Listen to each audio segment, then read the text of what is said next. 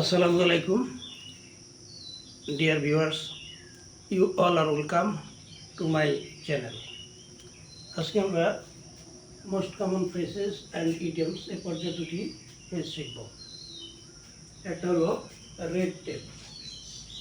Red tape এর অর্থ হচ্ছে লাল ফিতার দূরত্ব। লাল ফিতার দূরত্ব বা আমলাতান্ত্রিক জটিলতা। আমলাতান্ত্রিক জটিলতা।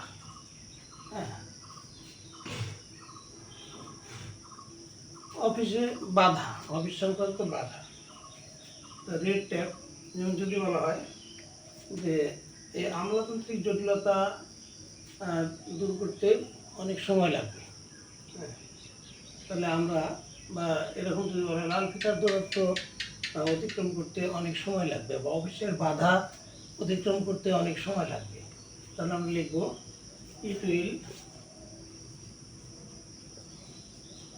Will take a long time to complete the red tape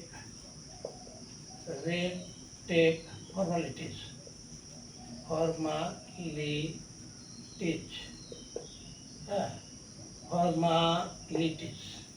It will take a long time to complete the red tape formalities. এই red tape formalities আমলাতান্ত্রিক জটিলতা আর কি। রেড টেপ শব্দের অর্থ হচ্ছে আমলাতান্ত্রিক জটিলতা বা লাল ফিতার দূরত্ব।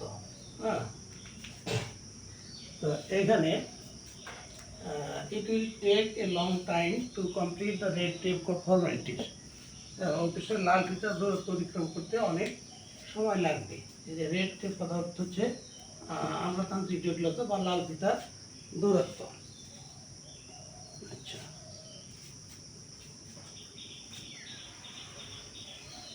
আরেকটা ফ্রেজ আমরা শিখব,